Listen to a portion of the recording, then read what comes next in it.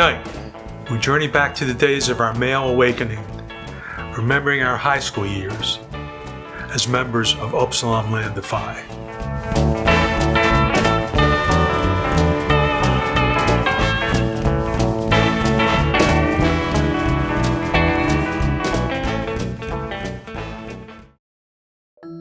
Most of us came from families that had been in the country for less than 3 generations.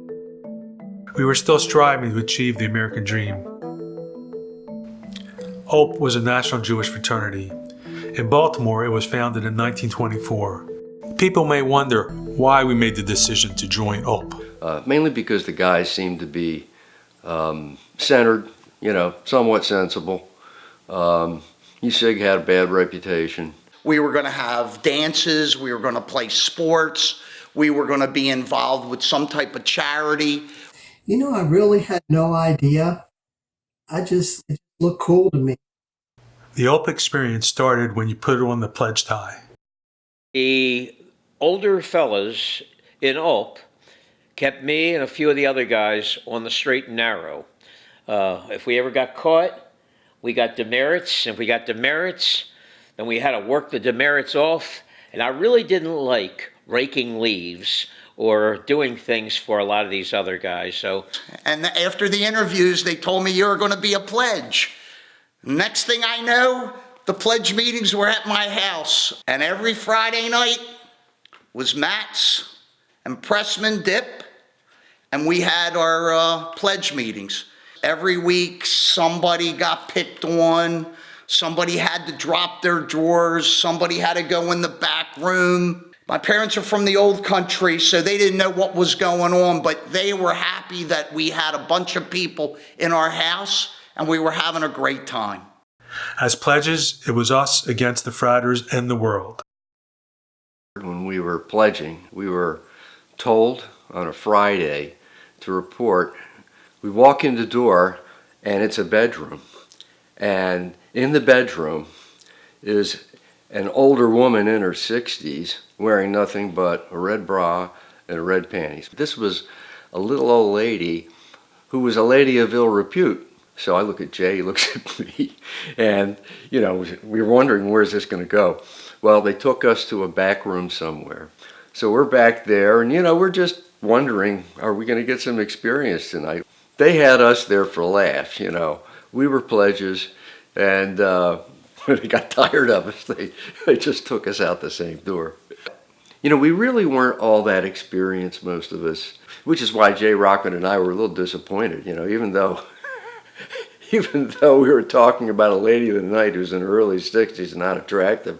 They used to send us out on hunts. What do they call them hunts? Scavenger hunts. What? Scavenger hunts. I remember the scavenger hunt, too.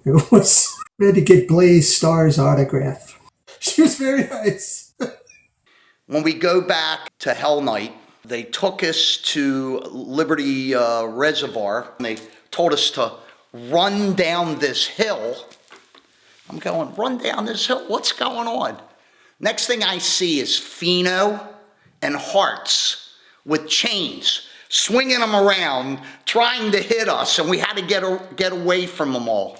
Get against the fence and say the Lord's Prayer. I don't know if I even knew what the Lord's Prayer was, but I was against the fence, and I was saying the Lord's Prayer as best as I could. Then they took us into the cars, they blindfolded us, and they took us out on a dump. When the brothers left and we got to start walking, we were like a unit that was unbelievable, and we just were so happy because we knew it was over. We didn't have to do that anymore. No longer a pledge, there was a swagger about us. After we played softball, we used to go down to Baltimore Street. And I had my brother's age card. And when I walked into the club, and he says, "You don't look like you're 21 years old." I said, "Well, when I was in Korea, they didn't think I was 21. And he says, "Oh, you were from Korea? You went into Korea?" He says, "Well, come on in." And I came in. There was a girl there from Philadelphia. She was 23 years old. She was a singer and a dancer. 17, 23. What a kickaroo that was. ULP had a dance, but it was like a barn dance. and I asked her to go with me. When I walked into the dance with her, everybody, oh my God, look what he's bringing in here. And these nice young Jewish girls ignored her. Well, in around 20 minutes time, she started talking to them, and she had such a great personality. Before you knew it, practically every one of those girls were around her, and she was talking to them. In my senior year, we had a really good team, and we blew away SED, and then we played Musig, and pretty much the same story. When the alumni came back, usually the team would never beat the alumni because these guys are older, but we beat our alumni. The team was that good. We had some monsters on the line like Harvey Prince, close to 300 pounds, county wrestling champ. We had Roy Finkelstein at fullback. He'd have guys hanging on him, and he'd make 10, 15 yards, whatever. But the biggest weapon of all was David Palmer. We had plays for him where I'd pitch it out to him, and he'd just run around and turn the corner. Once he turned the corner, that was it. It was over. So we won all of our games, and then Christmas Day comes. You get up Christmas Day morning, and it's snowing like hell. This is the big game against Sigma Phi. We get to the close to the end of the game. It's 0-0. We were able to move the ball towards the end of the game, and we got it down within their 5-yard line. And I remember when I pitched out to Dave Palmer, there was nobody around him. He goes to turn, and he falls down. Somebody comes up, puts their hands on him. So it was a scoreless tie. We were undefeated, but it wasn't a successful season because that was an important game, the most important game of all to win. We just couldn't do it. Defeated by the elements. While there may have been a sameness to the way we looked, we had more personality types than Heinz 57 varieties. No place was this more evident than the yearly publishing of the Megaphone. It was basically a knock sheet. They would take shots at virtually everybody in the fraternity. You wanted to see how you got wasted and, of course, how everybody else did too. The whole purpose of it was to make people laugh. Now, sometimes, it probably hurt. So, Barry Herman, he was just a great all-around guy. So he had a steady girlfriend, and he starts down a subject that he had some news for us. The news was that his girlfriend was going to have a baby. Now, he had just gotten his license. He was 16 years old. He tells us a story. He said, we went to the doctor. We couldn't understand why this happened. The doctor told him, well, look, if you're necking and kissing and you're intimate, even if you have your clothes on, sometimes body fluids can be exchanged. A couple seconds go by and we start laughing. I mean, we weren't too experienced, but we understood enough to know that was not a credible story. Then Barry says, oh, okay, all right, I just thought I'd give that a try. But anyhow, that was big news. Nobody expected that a 16-year-old guy just got his license was going to be a father. But it happened. Everyone got something out of ULP. It gave us a chance to explore who we were and who we would become. A lot of you know I'm a recovering addict. I'll be clean in November, 34 years. I did some stupid things, but I've done some great things in my life today, and I'm very proud of myself. I was always proud of being with the guys, being with the team, going out on a Friday night, going up to S&H.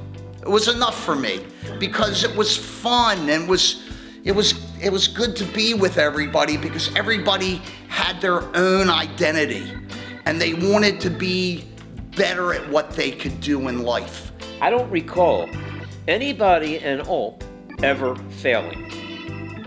There are a number of guys who had a lot of success in life, in the business arena. Flip side is sad. I think of Barry Herman again. I mean, when he was losing it, he saw somebody in Tio Pepe's one night. At this point in time, he was probably in his early 40s, who he had some sort of conflict with. And Barry was carrying a gun. He didn't shoot him, but he fired into the floor. Making friends 60 years ago, and being able to pick up the phone and call these guys even today. I don't see them for a year at a time, and that's the good part. The sad part is picking up the paper every once in a while. We're looking at the Levinson website. So I got this pin, and I told my wife, when I die, give it to Levinson's and they can pin it on me. And when I meet the guys again up in heaven, I'll have my old pin.